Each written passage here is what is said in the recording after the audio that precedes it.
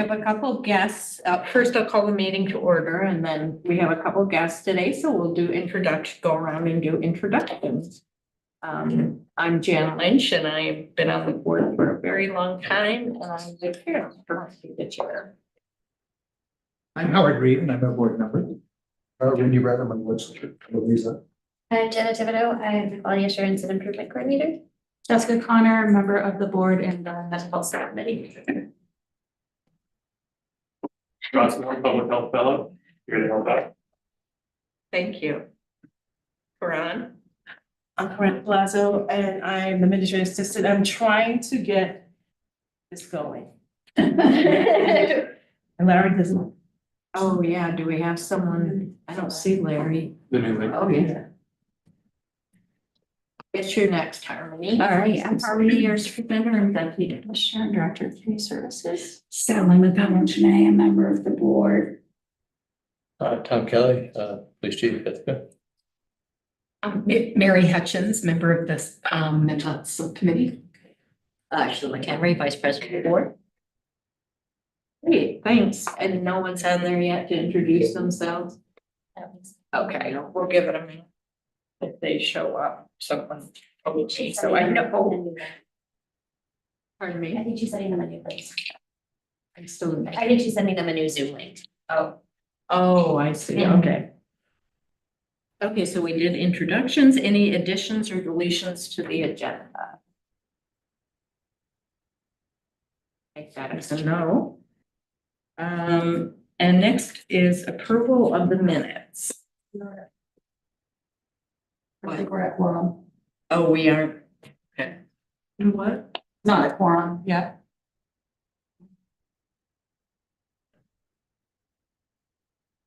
Yeah, we just did Larry six. and like 1, 2, 3, We have 5, six. 6, 7. No, because. Oh, you can't count these two. I mean, you count. Someone's coming.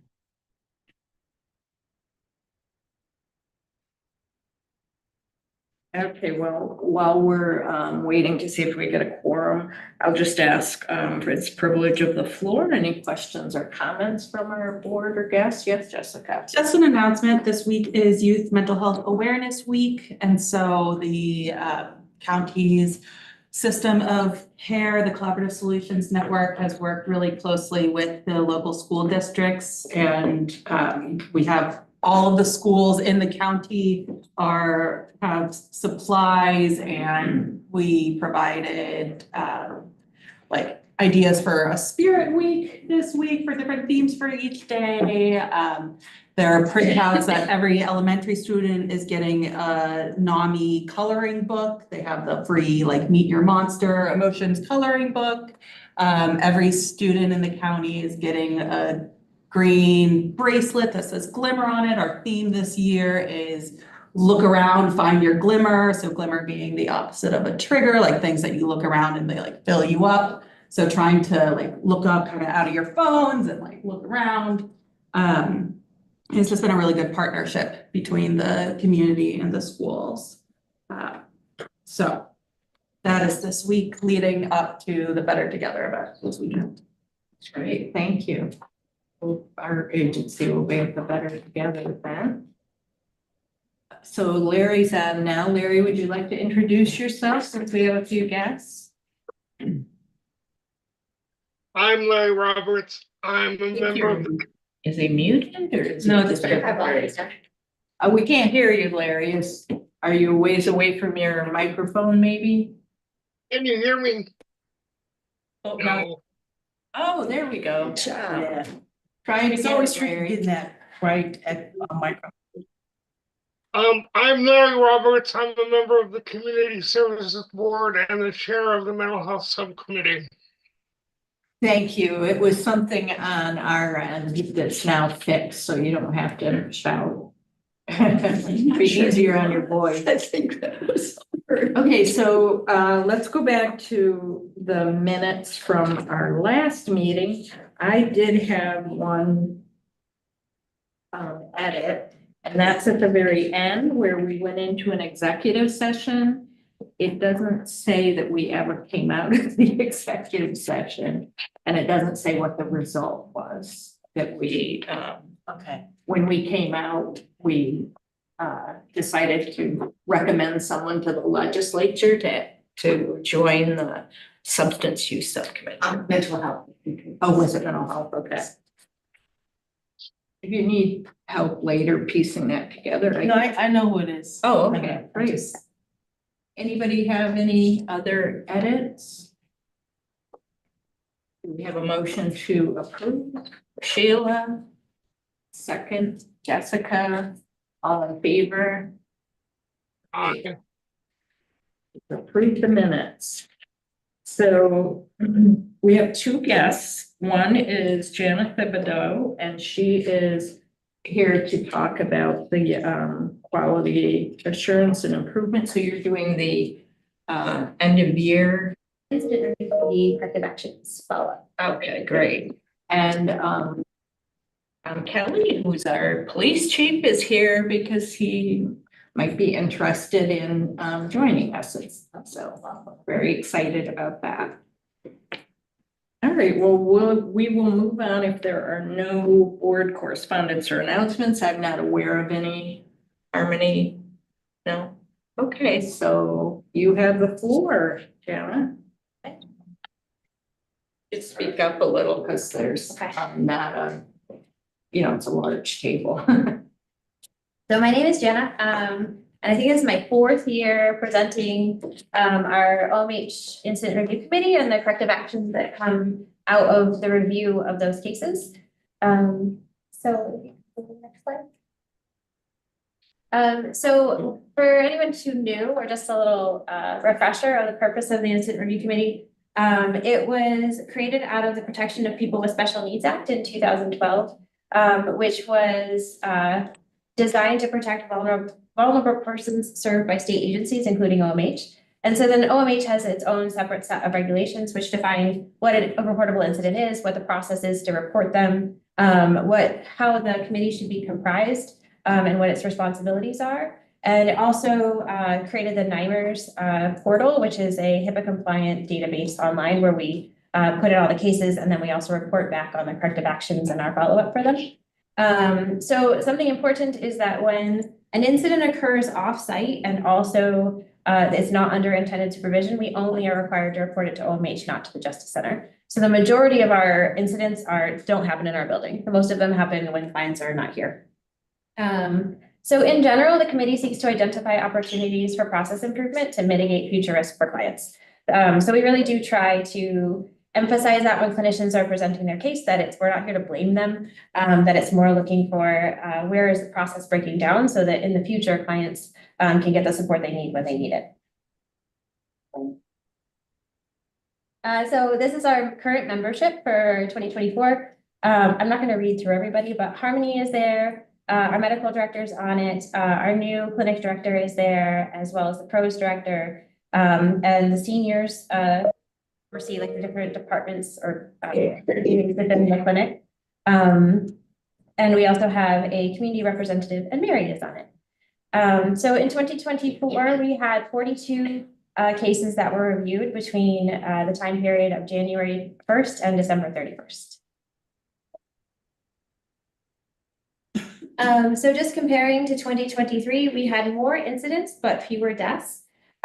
So we had the same number of deaths that were attributed to natural causes, that we had 2 deaths due to a fatal overdose compared to 7 in the year before, and 2 suicides. That we had many more suicide attempts, which might possibly be because we have new clinicians who are like learning we need to report them.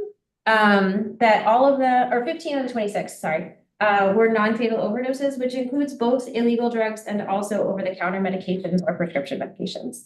And then we had one other incident, which was actually, we're not required to report it, but somebody did, so we reviewed it. So I tried to read through the corrective actions and to sort of categorize them for themes of the things that of the processes or topics that they were looking to improve within our organization. So some of them you've seen before because it's a more than a year-long process and something that we're continually working on. So addressing co-occurring substance use disorders, improving the coordination of care, offering groups and peer specialist services, risk assessments and safety planning, staff retention and training, caseload management and engagement, and updating our policies and procedures according to those changes. And then when Harmony first started, she sort of gathered the senior leadership team and set aside some priorities, which we continue to focus our trainings and resources on. And those include integrated care, so mental health and substance use for people with co-occurring disorders, trauma-informed care, diversity, equity, inclusion, and belonging, suicide prevention, and then we've added client engagement and customer service since we've integrated with public health. So for the first one, addressing substance use and opioid use, OMH has a opioid use prevention initiative, which I believe started in 2019, which was mandatory for all OMH licensed providers in the state. And they sort of have three focus areas of first identifying the substance use disorder, so screening and diagnosis, and then distributing Narcan kits to people and providing medication-assisted treatment.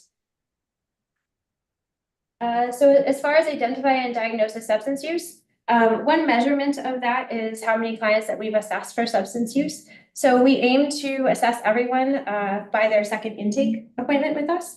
So the blue part of the bar is people who were assessed for substance use. Orange one is people that we missed for whatever reason. And then the gray one is they are 12 years old or younger, so they presumably did not need one unless clinically indicated.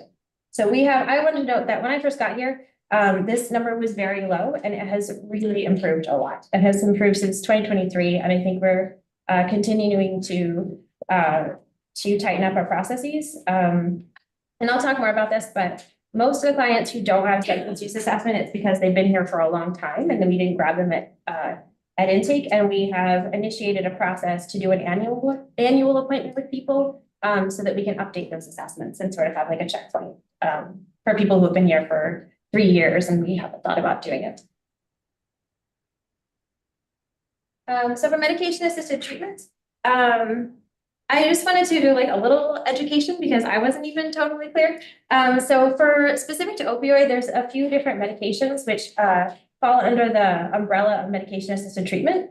So buprenorphine is a synthetic opioid drug used to treat both pain and opioid use. It's a partial agonist which binds to opioid receptors, so it does make people feel good, but they don't overdose from it. There's naloxone, which is Narcan kits, which are generally put in someone's nose when they are overdosing, and it can quickly reverse an overdose. And Suboxone is a combination of those two things. And then naltrexone or Vivitrol is its like pharmaceutical name, is a synthetic drug that blocks opioid receptors. And it can be used to treat both opioid use and alcohol use disorders. So of our clients, 45% of them have a documented substance use diagnosis in their chart. That's an underestimate because a lot of clients are not going to report it to their clinician, or it might not end up as a diagnosis in their chart. So at least half of our clients have a co-occurring disorder. And then we collaborate with Genoa Pharmacy, which is in the same building, to provide medication-assisted treatment to our clients. And then in 2024, I hope I'm allowed to say this, that our electronic health record is not great at grabbing that e-prescribe data. In fact, it is particularly bad. So of the data that we do have, which is, I would say, less than 10%, we know that 20 of our clients are receiving MAT for opioid use, but in reality, it's a lot more. So Genoa Pharmacy, just to highlight them, they are on site. They specialize in SMI populations. They offer multilingual services and resources. So they have a lot of like resources that are in other languages, which is really fantastic. They offer specialty pill packing for clients. They help us to negotiate prior authorizations, which is a pretty big deal. We have a staff person who, like, most of her job is doing that.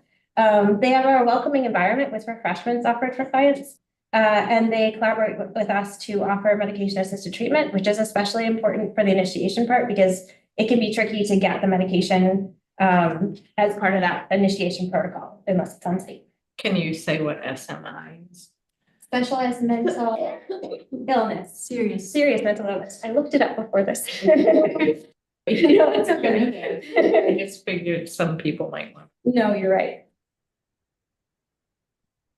So naloxone distribution, in 2019, as part of that OMH, opioid prevention program, we became an OOPP, which is an opioid overdose prevention program, which means we can get, kits directly from the state instead of having to order them from another, organization. Which has been, I think we've really done very well with that. So we created, kits that have both 2 naloxone kits, a xylazine and fentanyl test scripts, and informational brochures. That we updated our policy. So naloxone used to be kept in a medical room and then you had to ask a nurse for it. But if you're in session and somebody needed a kit, that wasn't sort of like breach confidentiality and it was inconvenient and disruptive. So now all clinicians have access to them. They are in the mail rooms on every floor. And we updated our policy also to offer them to the public, not just to clients. And we advertise that they're available in our lobby areas and on our website. And then in 2024, this got cut off, but we distributed 244 kits. So that's 488 doses of naloxone to our clients. For the kits available to the community, do community members have to go through the training to? No, gain access to them? no. So OMH has, like, they want you to train people. But the brochure, actually, you can go to the next slide. There's a bit of a tension between, like, if we have to train everybody, then we're not giving away the kits as liberally as we want to. So we provided the training information within the brochure. Right. And there's a QR code for the Don't Use Alone hotline, yeah. So if people want additional training, we can offer it through a clinician. But if they already know how to use the kit and they just want the kit, then they can also just take it. Right. Yep, it's a good question. All that information is also on the website. So something that I think we made pretty big strides in 2024 is coordination of care, both internally as we work to integrate with our other whole health programs and externally. So internally, we added peer specialist services for both the programs and the clinic, who are helping to engage clients and provide sort of a higher touch, like they can call and be in contact more often. And we have community health workers at Brown Road. I believe there's plans to also have a community health worker at Green Street. We started an interdepartmental referral committee where we look at both specific referrals and make sure that those people, if they were referred from the clinic to the MOMS program or from the MOMS program to the clinic, that people are making those connections. But we're also talking about how's the process working and what can we do to work together, and how do we know that we're treating a whole person and being inviting. We are now collecting emergency contact and release of information intake. That was a direct corrective action. So that if somebody goes into crisis, we have somebody to call, or if we can't locate them, we have a second number for them, even if we've only seen them one time. And then we developed 3 cross-functional teams, which focused on integrating our organization, which focused on communication, efficiency, and client needs for services. So externally, we started offering offsite services at the Village of Ithaca. We also started offering, one of our nurse practitioners goes to the SRO, and she hopes to extend that to West End Heights this year. We have a client needs committee, which interviewed partner organizations, and we asked questions about how they perceive our intake process. So we met with a group of community doctors. We met with quite a few organizations and got their honest feedback, it gave us a lot of areas to work on, and it was great to hear their input. We worked with a hospital to improve our hospital discharge process. So we have a pretty good process for clients who have been admitted to the BSU, that they have to have a discharge appointment with us. But if people are admitted to the emergency room for a mental health reason and never admitted to the BSU, there's no structured process to make sure that they get an outpatient appointment within 5 days. So we're working on just extending that process for both departments with the hospital. I know that's been an issue for other county businesses like social services when the hospital will discharge somebody and there's not a lot of communication. So are you working with other departments for this process, or is it just the health department?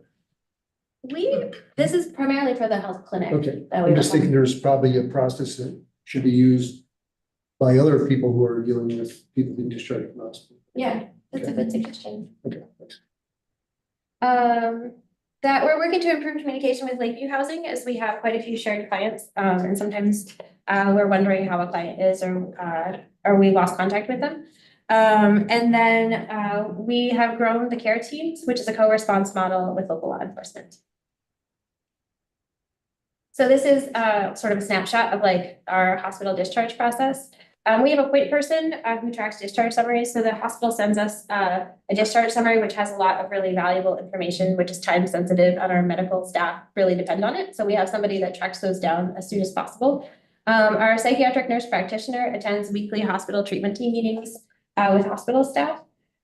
We coordinate with the hospital for long-acting injectable medications. So if they get an LAI at the hospital, they often need a booster within a certain time frame. So we make sure that we get them in time to see medical staff. And then OMH and DOH released a statewide initiative with guidance for improving coordination of care between hospitals and community service providers like ourselves. Was there any disruption during the hospital changeover to Epic? Yes. Yes, there was. Reasonably resolved, like did it feel like the hospital reasonably understood whole health's need to continue to get discharge summaries and? The biggest in a issue timely manner? we're having right now is we need HL7 connections. So we used to get like lab orders, we could send and receive them from EHR to EHR, and we haven't been able to reestablish that yet. And that's so they have to fax over lab orders, which really makes people pretty grumpy. We are, and there's been some issues with the Rio information too about, I think it was tough for them to get their connection to Healthy Connections, and then now it's the way Healthy Connections is filtering it to us is wonky, so it's not ironed out yet. So accessing and documenting risk. This is a forever improvement priority. And I think we are anticipating an OMH audit, and it's something that they generally focus a lot on. So this year, one of our senior clinicians put a lot of love and energy into creating annual appointments. They come in person, they update their residency verification. And we update their treatment plan and any risk assessments. And it's an hour-long appointment. So it's a touch point just to make sure that everybody is as current as possible in their turn. We have a utilization review specialist. So she takes a sample of charts and reviews them to make sure that they're in compliance. So she started to take a specific sample from people who had reportable incidents or who are on the high risk list. And she's looking at those charts especially to make sure that they have all their risk assessments, a safety plan, a next appointment, et cetera. That we provide caseload data to clinicians on a monthly basis that has everything from the client, how often they attend their appointments, to whether or not their risk assessments and documentation is up to date, as well as the date they were last seen and their next scheduled appointment if they have one. And we provide weekly data to clinicians right before the treatment team high risk meeting. They get a list the night before that says, here are the 66 people on the risk list. Here are all the things that are outstanding. So it gives them sort of highlights that for them if they are missing a safety plan or missing a CSSRS or don't have a next appointment scheduled. We discuss those high risk clients at a weekly treatment team meeting with medical staff. And then there's a follow-up meeting on Friday to schedule appointments with the medical provider. And then we recently updated our violence risk assessment, and our new clinic director provided a training to clinicians, which went over both like how do you use this assessment effectively, and also like things about safety, about how do you set up your office so that you have an easy exodus, but also the client doesn't feel trapped in your office. So caseload management. Hillary has really focused, our new clinic director, Hillary Riley, has focused a lot on this. And she is generally working on making engagement strategies more personalized to the client. For example, if they have multiple providers, we'll offer an appointment with their psychiatrist and their therapist the same day, so they don't have to come in on 2 different days, and making it more convenient for the client. And then we're working on coordinating offsite intakes with other health programs, with a care team providing intakes and also intakes at school-based satellites. So when we had conversations with community providers, about our intake process, that was the number one thing. They were really like, we don't want to come in your building for an intake. We want you to come to us. So I think that we're trying to roll that out. And then we schedule quarterly no client days for clinicians to participate in trainings and also have time to catch up on client engagement and documentation. So on client engagement, we have 2 new school satellites were added this year at Caroline and DeWitt. We added 2 peer specialists to the clinic in addition to the 2 that I believe were added in 2023 to the PROS program. We started offering therapy services at Brown Road. That we have engagement letters that are embedded within the electronic health records. So that was born out of a clinician initiative where they said, you know, writing a letter for every client who doesn't come is really time consuming. Can you help us out? So we made it so they click a button, they can write a memo, and then we do the rest of the generating the letter, printing it, and mailing it for them. This year we sent over 1,000 letters to clients. That we integrated the AHC, but the SDOH screener as part of our intake process. We are working on a comprehensive assessment, which has it like right embedded in there. And then we provide referrals for follow-up if we identify a social care need that needs to be addressed. That we have a referral intake process. So we have a form that is filled out if we want to refer within our own organization. And then the form is sent with an email to the point person in the other program. And then, as I mentioned, we now have a meeting where we review those referrals and make sure that that nothing's being dropped.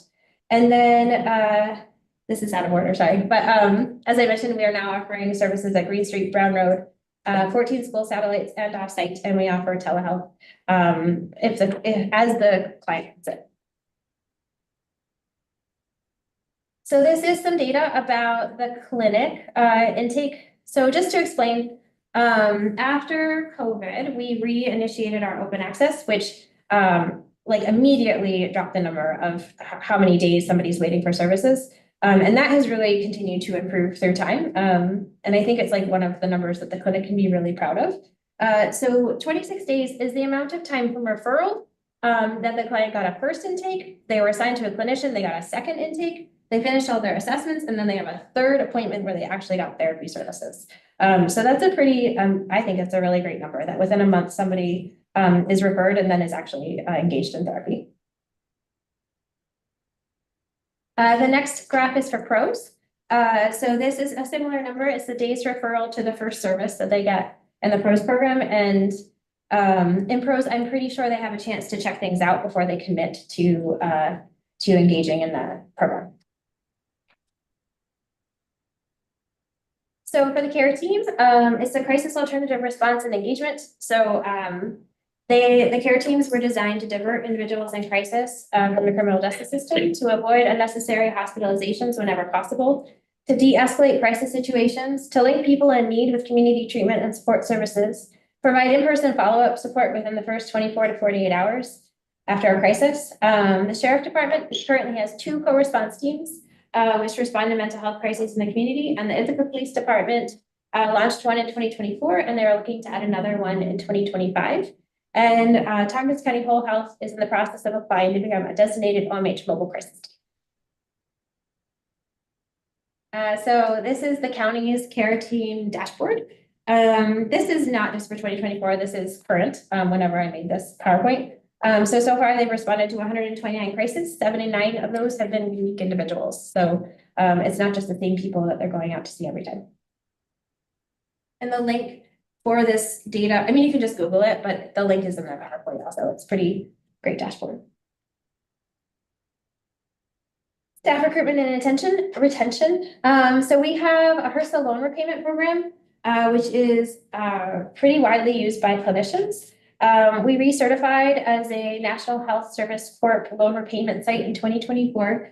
We currently have 14 staff who are participating in a loan repayment program with 3 people when waiting for approval. It awards up to $55,000 in loan repayments for clinicians and $80,000 for medical staff for a 2 to 3 year commitment, depending on whether or not they pick which track they pick. They can pick substance use or another one. And they are eligible to reapply if they finish that commitment and have outstanding debt. They can reapply to the program for a continuation. So we've also added new direct service positions, that the county expanded the clinician, the therapist role to licensed clinical therapists, which allowed a diversity of licenses and more people to apply. And then there's also the hiring for emergency limited placement waiver, which was supposed to only be for a year, and that has been extended for another 2 years. This allows clinicians to not have to take the civil service exam, which is a big obstacle, I think, for a lot of people, and they've already taken a lot of exams to get their licensure. So we added 6 clinical positions in 2024, which I think is 1 more than in 2023. And we hired and onboarded 7 new clinicians and 2 peer specialists. So for our DEIB initiatives, some of the updates are that all of our staff have completed the National Class Standards Training, which is a cultural sensitivity training developed by Health and Human Services. And then the update from our cross-functional team, so that the teams had a charter to start and they had deliverables. So the first deliverable they accomplished, which was defined as created an informed data plan centered around health equity that allows us to access and improve our efforts at achieving health equity. And then the committee will reconvene in the winter and work on the next 2 deliverables, which are identifying and administering a cultural alignment assessment to evaluate progress on, I have my glasses on, but building and nurturing values-based culture within whole health, and creating a values integration toolkit for whole health that is informed by the cultural alignment assessment. For suicide prevention, we have a Zero Suicide Committee, which meets monthly. The clinicians are gearing up to train in CALM, which is counseling and assessing lethal means. Support staff have been trained in Safe Talk, and there is now staff training on suicide prevention by Dr. Laura Sidari, and I believe she's coming back on Wednesday to provide a follow-up training. I'm out of breath. Our Trauma-Informed Care Committee, they work to identify our needs and priorities. So the 3 that were highlighted was improving access for clients, improving our physical environment, and addressing staff needs. So as far as addressing access for clients, there was a focus on language access. In March, we had a training from the vendor of the language line that came and talked to us about sort of like how you can fully use their services, which was pretty helpful. It turns out they have an app, which we didn't know about. And then we're working to get documents and information translated into languages that people in our community need. For the environment, we're working on having our physical environment reflect the diverse populations that we serve. So there's rotating bulletin boards on the 3rd and 4th floor that have themes of trauma-informed care and DEIB. And then there are bathroom stall posters to address traumatic stress for clients and staff. My bathroom has one on anxiety. And then staff needs, recognizing the effects of the high stress job. They developed staff recharge rooms. There's 2 at Green Street, 1 in Broad Road that are in process. They're developing a brochure of resources for staff for supports that are billable through our health insurance or offered by the county. And then they created soft landing sessions twice a month for staff to attend and talk with each other and talk about coping skills. And then updated policies and procedures. The first one is the Crisis Intervention Services Manual. So that was a little bit of a lift. And then we recently submitted that in our application to become a Crisis Intervention Services program designation for the care team and for MCT services. That we updated our attendance and engagement policy to improve coordination of engagement efforts between support staff and clinicians so that some of the engagement can be triaged by support staff. That we updated our rapid re-engagement policy. So previously, rapid re-engagement was offered for a policy to people who have been lost to contact or unsuccessfully discharged. And the conversation was, if someone is successfully discharged and they feel great, and then they leave the building and break up with their boyfriend or their dog dies and they want to come back, they should be able to come talk to their clinician without having to go back through the intake process. So that's available to people within 6 months as appropriate.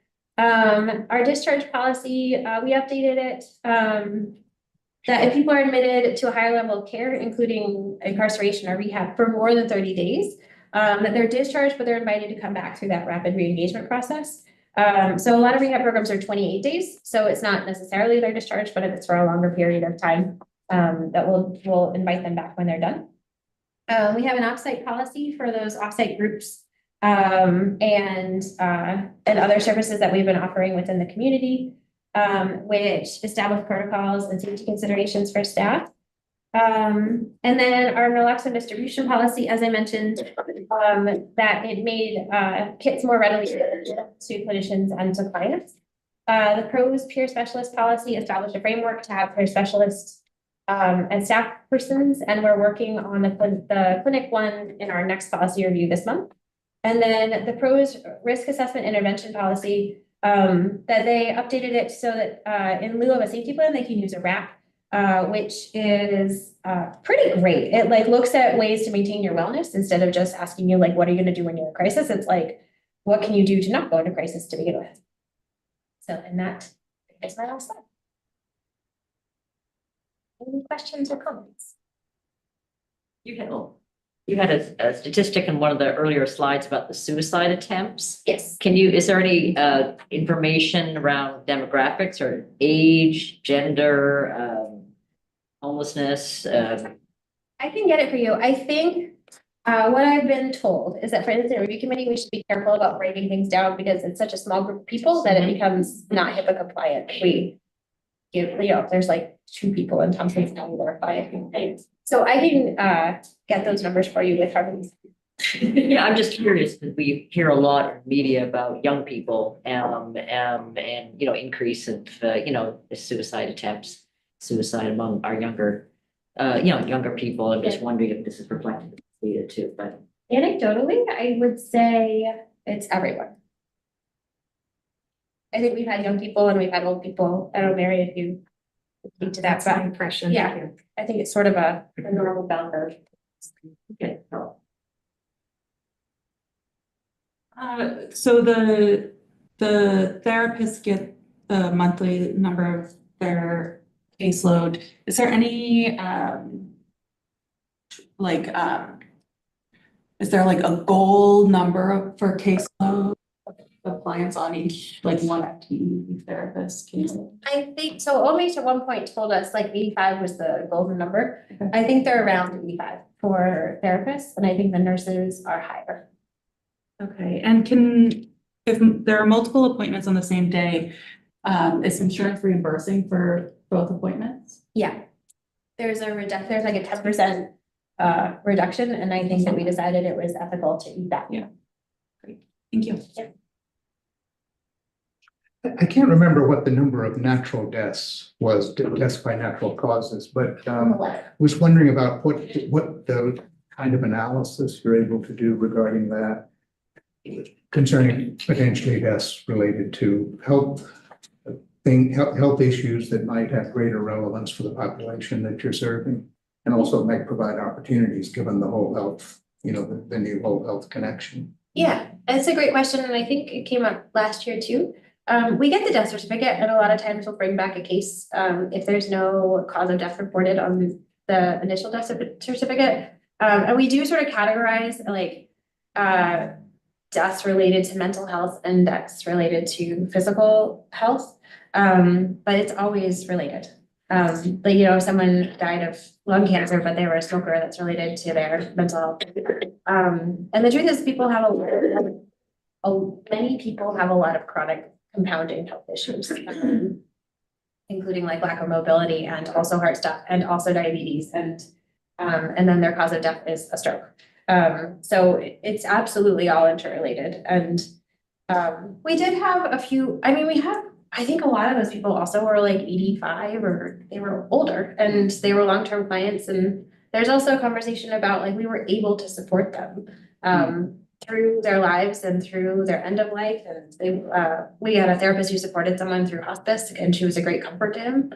So sometimes there's also, I think, not to be like quaint, but there's a beautiful side of it of like we're able to be there for people up until when they pass. Have there been trends in natural deaths from natural causes over the past few years? Do you know? I don't know. As far as like statistics in the county or specific to No, among your client population. I don't know. Yeah. I think that might be an interesting point of research, because now we are collecting the social determinants of health information on our clients, and that's a fairly new process. So if we had an average score of that, we could look at people who are dying natural cause. And also medications really matter a lot, and severity of illness matters a lot. So there might be a way that we could look at that, because we know on average, people with serious mental illness die about 20 years younger than the generation. So there might be some ways now that we could do a better job of also seeing the impact of the social health needs that can just create cumulative stress in people. You have that along with some serious illness and some serious medications that are used to manage it, you might get a different picture. And that can also be a way to provide some like demographic information without being like more client specific, if that makes sense. I think one of the things that I found striking this year in the incident management was some of the challenges that older clients are facing, and loneliness. We haven't really talked a lot about that. We focused a lot on young people and how easy it is to get caught up in scams and have all their money stolen, and how that, like, there's have been a lot of issues with that, where people that they just think this person's out to be a good friend to them or a partner to them, and they're stealing their money. And especially with our older clients who are not as savvy around technology and things like that, and how we might want to look at some of those issues in our local services plan, because we haven't really focused on that. And that just seems to be a pattern that is increasing. It's just really.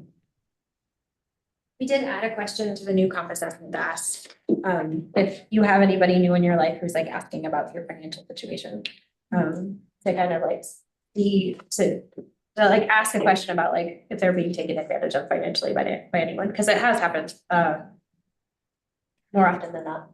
For folks who screen positive on the like social determinants of health screening, are they getting connected with like Human Services Coalition or Cornell Cooperative? Like, does it feed into like the 1115 waiver? Are you following that stuff? Yeah. Yes, so I think that's all in process. Okay. We're not on the Unitas platform. I think that we might be. I believe that we ourselves cannot get reimbursed for anything other Right. than the AHC. But we could use the platform to like link people to organizations that are getting reimbursed for those. We do have the peer specialists and the community health workers who are doing a lot of that work to get people connected to community services. Right, they wouldn't be able to get the funding. That's what I've heard. Yeah. Can you speak to like the family involvement, especially for the clients who are older? I mean, is there any, are they without family, or do you involve family? If family exists, and are they involved in training? Can you speak a little bit about that? Yeah, so many of the standards of care that OMH provides are about engaging people's family members or support networks and getting a release of information and collateral information for them. The care team, I believe, also works with people's collaterals in their life, their family relationships, and will depend on them. So yes, I think there's a lot of effort to involve family members when we can. Any other questions? Well, thank you so much. It's very informative, a lot of information. Yeah, will the, in case anyone's interested, will the PowerPoint be passed around? Well, Yes, Harmony has it and Crown has it. great. Yeah. Thank you. Yeah. Okay. And also I'm happy to, people can follow up with me and. Okay. Yeah. That's nice to know too. Okay. So we can move on to Harmony's report, Deputy Commissioner's report or update. At its schedule. Do we need the mental health? Yeah. Before that, we did. Oh, I'm sorry, yes. No wonder I thought we were ahead of. We're still at this. So Larry, you are up for the Mental Health Subcommittee update for the past 3 months, just filling us in. Okay, so one of the things that's happened is that we have now a full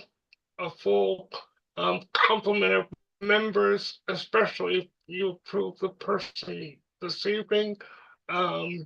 We had some turnover, but we've gotten people to join, and that's really thanks to the work of the nominating committee. We usually our agendas are usually an update from Harmony, and usually also an update about where we are with the community, the statewide plan.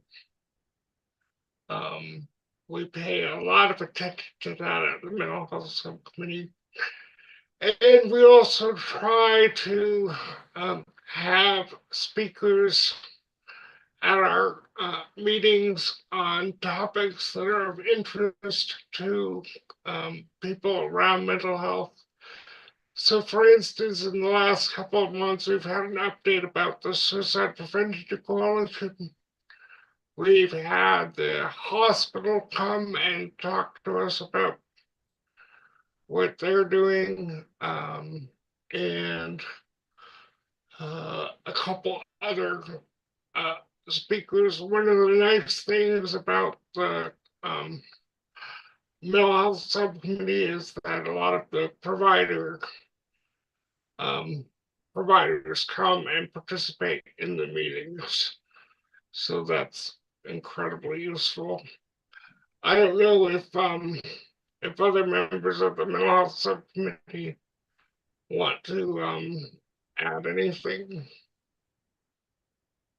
One thing I will say is that we've been able to get some really good like community participants who are like utilizers of the services and have been able to have some talks presented by community members, which have been really invaluable, I found. Yes, that's particularly true of a relatively new member of the subcommittee, Ben Komar. He has had several presentations to the subcommittee about various topics. For instance, he gave us an update on oh no, what are the newer drugs that they're Psychedelics. Psychedelics, yes, okay. So he's been willing, because of his knowledge and his education and his willingness, he's been willing to give us several talks. We have also been fairly in touch with the entities that are responsible for planning children's services, although we're waiting, I think, for the new person who took over from Sally to hit the ground running and be able to come to the subcommittee actually knowing stuff about how the program works. So we're not asking people to come usually on the first week we're there. But we're used to having good connection with that aspect of the community, and we have very good response from the from people that we invite to come and talk to us, and we also really rely on Harmony to help us in the planning process.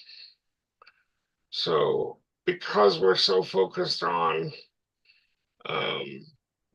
the state plan, so it's useful to have Harmony. And she just recently developed a whole list of topics that will be unfolding at the subcommittee. So I don't know if the other subcommittees rely on her expertise to the extent that we do, but we do rely on her place in working with us.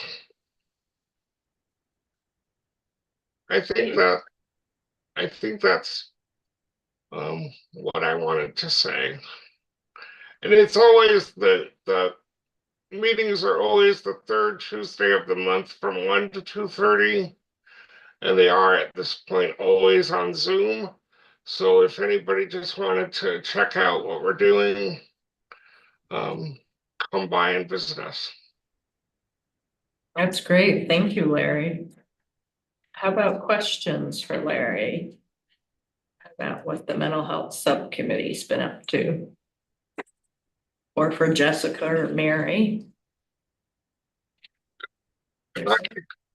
As I'm thinking about this, I was gonna raise this issue at privilege of the floor, but I was late getting into the meeting, so I think we're gonna want to look very closely at what's happening with Medicaid services and also what's happening at the state level. If the governor is successful in getting a change to the involuntary treatment regime. And I also heard an interesting statistic, and I heard it on the radio, and I only heard it once, and it was in the morning, so I might have been drifting in and out of sleep. But I think I heard that a whole set of beds has been reopened at Binghamton Psychiatric Center or Greater Binghamton. And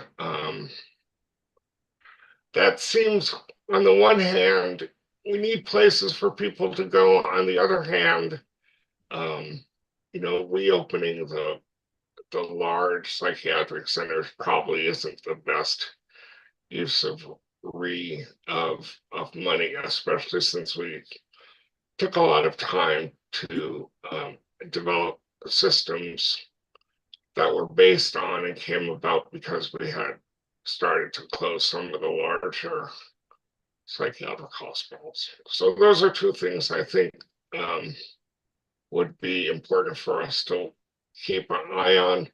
Cuts to Medicaid and also the changes, if there is a change this year, to involuntary treatment statuses. Yeah, those are two important topics, Larry. So folks all set? No more questions? Well, I'm just saying, has there been some discussion in the committee about the proposed changes to the involuntary treatment statutes? And is there anything about that that the full board should be considering? Yeah, I don't know if I have brought it up at the subcommittee itself. I know I asked Karen to send out stuff from the Alliance for Rights, and used to be NIAPers. I still haven't gotten their new name down, but that did a fairly good job at discussing why changing the changes to and increasing the use of involuntary treatment isn't a good idea. And I don't think this year the governor is going to get very far, because I think most of the leadership is opposed to changes at this point. But I think we want to keep an eye on it, especially since so many people are now being treated involuntarily.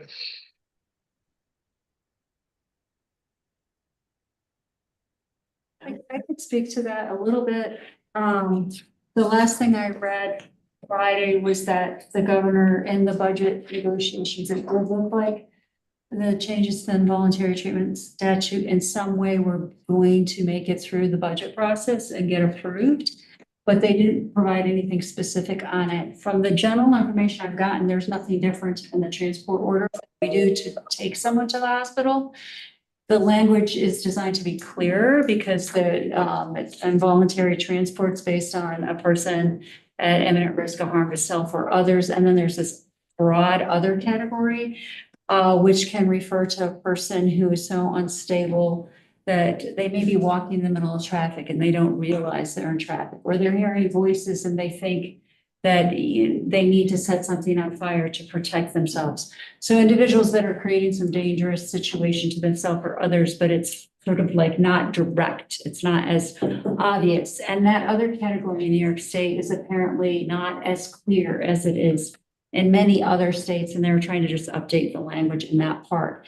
The other part I heard was that when the person goes to the hospital, the language, the rules that the evaluator has to use were being changed a bit to be more clear for them to know what they were supposed to be asking in the evaluation and how to make their determination. And there was a portion in there where they wanted to allow psychiatric nurse practitioners, I believe it is, to also be able to make a determination whether or not someone can be hospitalized against their will involuntarily with oversight by a psychiatrist. So those are the elements that I am aware of, but I am not sure what actually got approved yet, because then I heard the budget hadn't gotten approved right after this email had come out. So more to come, but those were kind of the biggest pieces to that. In terms of Greater Binghamton Hospital, they did get another set of beds. What I've also heard from, I think it's 11, it was a unit that had already been open at one time, so it didn't require any new construction or anything. They just reopened a section. Iowa Psych Center did not get any new beds. But Greater Binghamton did. What I'm hearing both from Elmira Psych Center and Greater Binghamton is the number of people that are being sent to hospitals based on a 730 order. So that's when a person commits a crime, and when it's not a felony, it's a misdemeanor crime, they go in front of a judge, they decide that the person is not capable of their own defense. It doesn't have anything to do with what their capability was at the time the crime was committed, is are they able to help their attorney, and are they well enough that they can participate in their own defense in court? If they make a determination, they have a concern that the person is not, they can order that we provide an evaluation, and Corinne has been swamped. I don't even know how many you've gotten the last 6 weeks. We've gotten 6. just 6, because it feels like 12. Well, 6 and they don't show, and then we have to reschedule. We have to reschedule them because if they don't get put in jail, and then we have to try and find them in the community. It's very hard to get. So it feels like, because we offer them multiple times to come in for the evaluation. We pay for the two psychiatrists to be available. And then if they don't come, we still pay them, and then we try again. And so it's a lengthy process when they're not in the jail. But if it's a misdemeanor charge and they're found not competent, not capable, from that evaluation process, they are sent to Greater Binghamton Hospital. But when you get to Greater Binghamton Hospital, because it's a misdemeanor charge, all the charges are dropped. Or now the person's not in the legal system anymore.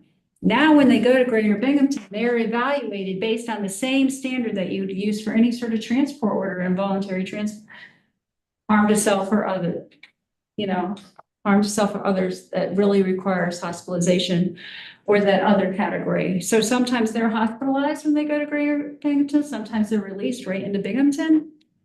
It's a horrible process. And they're saying it's about 25% of the beds right now at both of those hospitals are filled with people on 730 orders. It is not a way to get people good care, because as you know, if they're coming out of a hospital, the standard process, right? You go to an acute hospital or a local hospital, you stay there for a couple of weeks. If you need intermediate care, then you move to a state hospital. And the state hospital lengths of stay there have gotten a lot smaller. So they're more around 6 months, 8 months. So the person goes to the longer intermediate care hospital setting. When it's time to discharge, they come through this single point of entry process. There's housing, there's care management. If they are qualified for an AOT program, and that seems the best way for them to go, where a judge orders that they participate in certain outpatient services, because that has been shown to help prevent people from getting caught in a loop of multiple rehospitalizations. If they are on an AOT, they get to the head of the line for all housing. They get to the head of the line for all services. And there's a plan put together before they're discharged from the hospital. If you get hospitalized in a 730 order, the planning process does not happen. Because it's coming out of a criminal justice system, it's not coming out of the mental health system and how it began. So I've talked with the hospitals, said I really want all of our people go to GBHC. I really want them to go through the SPO process. And sometimes that happens and sometimes it doesn't happen because it's not a requirement. It's not built into the system. So that's just a lot of that information, like what they're going to decide to do to try and fix that process. I'm not sure, but it's an issue. I mean, didn't that cost the county $2 million last year? It's very I- I- expensive, yes. Yeah, We pay, there are only 2 states that have to pay 100%. 730. But those are just the costs for the people that go to a forensic. So if a person is a misdemeanor and they are found not capable, their charges are dropped in the criminal justice system, they go to a state hospital, that's under Medicaid. If it's a felony charge and they're found not capable, then they go back to the jail and they find a forensic bed for them in the state, and we pay as a county 100% of the costs for their stay. And it's about $1,300 a day. So when you have 2 or 3 people in a hospital at any given time, it adds up very, very quickly. What's our forensic hospital typical? Which location? They can go to Marcy and they go to several different ones. You look at that sheet all the time. Elmira. No, forensic hospital. I know Marcy's one. There's another one that they go to. We have 2 that they use. And usually there's a backlog on beds there. So they wait in jail. So part of the governor's plan is to increase the number of forensic hospital beds because they tend to just stay in the jail and the jail can also send people to a forensic hospital if they start to really get very sick and they need a hospital. But even in that case, they may have doctors evaluate and say they need a hospital, but you can't get them into one because there are not enough beds for them. Are the new Binghamton beds adult beds? Yes. Elmira Psych Center, they're usually where we go for children's services, and they have not been full. So they did get an increase. Yeah. Thanks for that additional information, Harmony. You want to go right into your report? You can, you keep me right on target, Jan. Oh, I love that. So what 2 things I handed out to you, Larry, I'll have to send this to you. It'll be good for you. You'll actually get the one correct. Because what I stapled together for you, I apologize. There's both of these are really new documents. The governor's press release is from Thursday of last week. And it's a 2-sided document. And then Attorney General James Seuss, led the Trump administration's dangerous dismantling of Health and Human Services Department, that just came out today, and unfortunately, I messed up on my pages. So the last page in the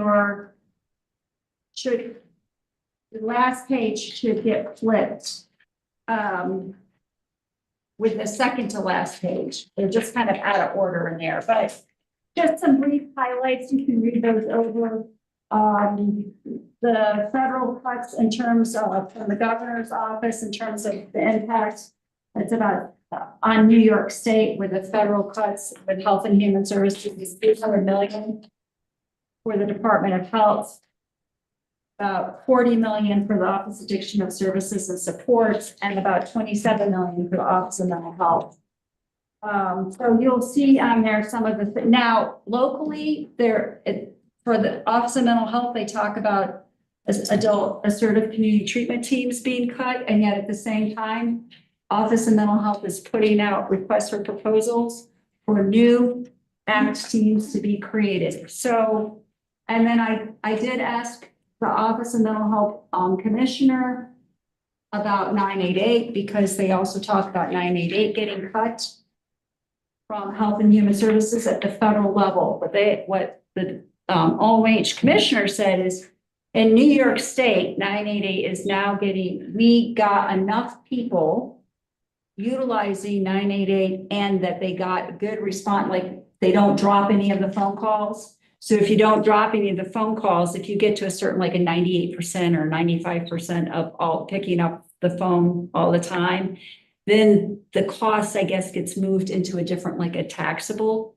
category, sort of like how 911 is paid for. And that these federal cuts are not going to impact 988 in New York State. However, what should be like a hotline across the country, it's now probably going to be dependent on your state and how well they did at building up the 988 number to be an effective number. But she said in New York State, we do not have to worry about 988 going away. But other states probably will. So, you know, what the governor says in her report and then what the commissioner says in her report sometimes are different. But you'll see that when it just sort of talks in broad strokes about the impact of the federal cuts to New York State. And then Letitia James's article has A similar bullet, grants to expand and improve upon mobile crisis services statewide. But we submitted an application to be a mobile crisis service provider. Yeah, So we're hoping. well, it says to purchase and outfit mobile medication unit, which where are you No, at? bullet point under Office of Mental Health, bullet point 3. On page. Oh, grants to expand and improve mobile crisis services statewide, including 988 crisis call centers. Yes, I have not heard anything about, like, the funding that we have from OMH for our mobile crisis team expansion Right. was a time limited amount of money. Okay. So it looks like that money will be spent, will be done. Okay. One of the things that was a big thing that they cut in OMH, and everyone was a little freaked out about it for a few days, then they found OMH could finally figure it out, and they're like, oh, well, we spent all that money already, so it didn't matter. Okay. So it just takes a while to unwind everything, because there's so much happening so quickly. But you'll see on the one about, from Attorney General Letitia James, it gives you an update on, there are a number of things being cut in here around 911 first responders, healthcare, Head Start programs. Apparently the New York State Regional Head Start office was just abruptly closed, and that's the one that licenses programs and makes sure that all the Head Start programs are operational and they get paid. Maternal health infrastructure, and we do so poorly on maternal health as a country. That was really cut, and some primary care services look like they're on, but this is all stuff that they're fighting. So these are not cuts that that are like definitively going to happen. And then they have a section in here on mental health and substance use services have been completely gutted as a result of the administration's restructuring. And it talks about the loss of hundreds of employees that work for Substance Abuse and Mental Health Services Administration, and closed all 10 of their regional offices. And then the significant cuts to 988. And the National Survey on Drug Use and Health was halted. And this is the federal surveying and data collection on what substances people are using. And all of that information is used by all the states to figure out what their strategies are going to be about how to address the issues, because this data tells them this is what's up and coming, this is where you need to pivot, this is what your new, and all of that just disappeared. So, and even the tobacco prevention services were cut, even though we know a lot of people still die from tobacco use. So you can see that, it's written about, like, these are the things we're fighting. That's the perspective of that article, but I thought it'd be interesting to at least see these are the things that potentially are there. We don't know yet, Larry, about Medicaid. We really don't know about that yet, what's going to happen. So those are those documents. And then I did want to just give you an update on alcohol and drug council's programs, that the Rural Health Institute is our prevention provider. For those of you who are not aware of that, they have gotten their plan that they need to develop completed, and they're really getting themselves established. They're working closely with our BOCES prevention provider. So that's all going well, and Cuba Addiction Recovery Services is reopening the withdrawal and stabilization services. Their contract is finalized as of today. And so they can start getting that going again, and the next piece of work will be to establish the Intensive Crisis Stabilization Center. When is it opening, did you say? I don't know when they're opening. They just got their contracting and all their leasing and all that part done. So now they're getting, they'll have to have some time to hire staff and get the space cleaned up and ready again to start services, but at least all of the work done so that they can start to do that has happened. So the contract is finalized. And then the next one, by 2026, the plan is that they will also have the Intensive Crisis Stabilization Center there. That will require licensure from OMH and OASIS. It's a dually licensed program, and it will require some construction work because the building obviously wasn't designed to do that. So they'll have to have separate entrance for children. They'll have to expand out in certain places so that a person, what that will create is a 24/7 walk-in if you're in a crisis and you're voluntarily wanting help. Law enforcement will be able, the laws were changed, so law enforcement can transport to an intensive crisis stabilization instead of emergency department. If a person's involuntary and they likely need hospitalization, you would take them to the emergency room. If a person is voluntary, but maybe they can't afford to get there, or they're really having a struggle, but they want to go and get help and they can be stabilized, then that will become another option. It's a peer-focused model, but the intensive model has all the medical care that people can need so they can get medications immediately, which is really important. So hopefully that happens next. We're in the process of potentially re-RFPing for the outpatient program, because that was the one that we were not able to get, but we're waiting right now in OASIS on their decision on that, and if the language is okay and if they want us to move forward with doing that. So hopefully we'll be able to re-RFP that. So those of you who have been on a committee to help with with an RFP, we'd love to have you think about doing that again. The other requests for proposals that we'll have to look at, this one's brand new. It's for what's called AOT care management services for non-Medicaid individuals. I just am letting you know about it. We had a situation, so if a person's on assisted outpatient treatment, it means a judge has ordered that they get certain services to help keep them stable so they stay in the community and don't end up decompensating and up back in a hospital. The one required service you must have by law if you're on an AOT is a care manager. We have one AOT care management provider, and we had a situation where they were unable to provide the services to a specific individual. There were some concerns about that specific individual. They couldn't meet the person's needs. So then we had a court-ordered service and nobody to provide it. So we worked with OMH, and OMH has given us permission to take the funding for, it was a non-Medicaid person. Most of the time people go on ACT, or this was a situation where the person was not going to get services on ACT. If they're on ACT, then they provided the care management. Most people have Medicaid.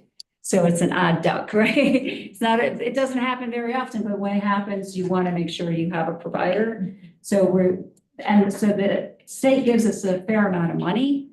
We rarely spend, we spend maybe 10% of the amount of money the state gives us because there's so few people that are non-Medicaid, and there's so few people that aren't going to get their services through ACT if they're on an AOT.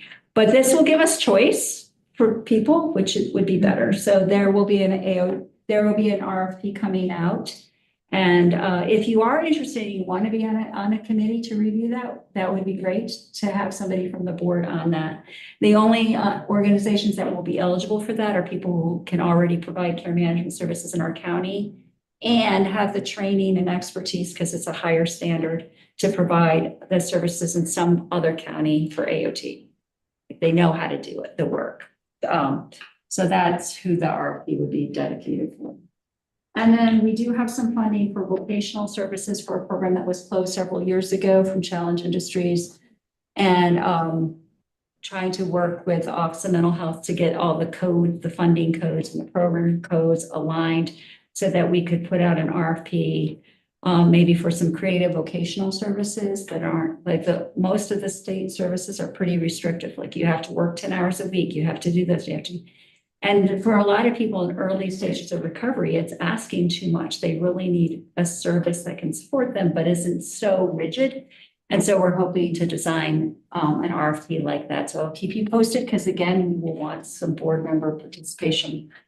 New services that started, outreach worker program. You probably saw it in the newspaper. So that's the old family and children's model. It's the downtown corridor, but Reach is the organization that's running it. It's a piloted period of time and then for the rest of this year, and then it will be put up for an RFP to see if it should continue or should expand. So they're gathering a lot of outcome information. That is not any state funding. The county funding is not from an over target request. It's been approved for many, many years. So, and it may or may not stay with us, but right now it's kind of with us. So I'm just making you aware of it. But we're happy to have the program back. It's a great help for people with subacute crisis who don't need a law enforcement response or need to go to the emergency room. And then the suicide prevention crisis services over target request that you reviewed and approved to provide coordination support to the suicide prevention coalition was finally approved. The whole $16,400. And so they are now able to provide those coordination services. One last thing I wanted to say, because I know Jan's going to tell me, no, I'm done, is that our Ithaca partnership, our Ithaca College Partnership Program that, remember how we started about a year ago now with the Ithaca College students that are physical therapy, occupational therapy, and speech language pathology students working with our clients because we know how hard it is for people to get those services for traumatic brain injury. So they really piloted the program. It was been a soft launch. They actually used this room because we have no other space in the team. And they've been serving several clients and it's been very successful. They're going to put a report together for you with outcome data. And we really, like, the goal is to work with, and they're very comfortable working with clients that have substance use, mental illness, and traumatic brain injury, often like domestic violence situations, they've come out of jail, people that tend to be very challenging, impulsive, have a hard time following through with services because of their injuries. Providing that really good care that's wrapped around. So it has been a really successful, it's getting to the end of their school year. They'll start again in September, October. But before that happens, they'll give us a report. So you have the outcomes of how it's been going. And hopefully we can grow that program this next year. Oh, process for updating local services plan. I talked with Jan about it. He said we can do what we did last year, which is basically have subcommittee chairs and a few members of the board will review our goals in the plan, what we've achieved, what we still need to achieve, and what we want to focus our attention on for next year. That has to all be submitted. It's supposed to be submitted at the end of June, but we will do it. We do it every year. We will vote on it our meeting in July. So that gives us a little bit longer to get it all done. I anticipate not taking more than 2 meetings. We could do one in late May and then one in June. And then once we get it all done, send it out to board members to review before the meeting. And then we can review it in our July 7th meeting and then submit it. So if you are interested, please let me know. It'd be great to have a couple of members. So Harmony, will you be meeting with the subcommittees like we did in the past? Yeah, the subcommittees have reviewed a lot of it, so usually, like, when we did the actual final, putting it all Yeah. together, I had a rough draft, and then I just met with their chairs. Got it, okay. Yeah. So I just need a few other people plus the chairs. Okay. Now I'm done. Well, thank you, Harmony. Any questions for Harmony? I don't have a question, but I forgot something in my report about the mental health subcommittee and the other subcommittees around the workforce survey. The workforce survey is, as far as I can tell, been successful. We've gotten the first round of feedback from providers, so not only did the pilot go well, but it seems that the actual implementation of the survey went well, and we got good information. So that was a very long-term project of all three subcommittees. So, Sounds good, Larry. Okay, so were you done? yes, Okay, great. The final item on the agenda is an executive session, but before we go into that, I wanted to give Tom Kelly a chance to say a few words if you'd like to, just to intro yourself and your potential interests. Thank you. It just, all the different information we talked about tonight, I mean, I was just thinking about in law enforcement, like, we don't deal with everybody that has mental illness. You know, typically we deal with somebody when they're in crisis. And some of the things, you know, the points of view that law enforcement brings to it, you know, are not the ideal when it's working. It's when the system's failing. We talked a little bit earlier about involuntary confinement and, you know, the evaluations at the hospital. You know, that's been a continuous conversation, how those evaluations are done, because somebody may present one way on the street and then they get to the hospital and they present a total different way. Like they have the answers, they know what they need to say to get back out the door. Some people that do go to have a law enforcement response don't want to go to QU Medical for whatever reason. They had a negative interaction there and they want to go to a different location because they know that they need assistance and they don't feel like they're getting it there. So it's just definitely very interesting, all the different perspectives that are at the table here. Yeah, and we feel like your perspective would be a great addition to our conversations. Thank you. Yeah. Okay, any questions for Tom? I'll send you an application in case you decide to move forward. Okay. Thank you. Yeah, great. So we need to make a motion to go into executive session, which means guests who aren't members of the board will have to leave. Thank you again for you folks who did come. Anna and Randy.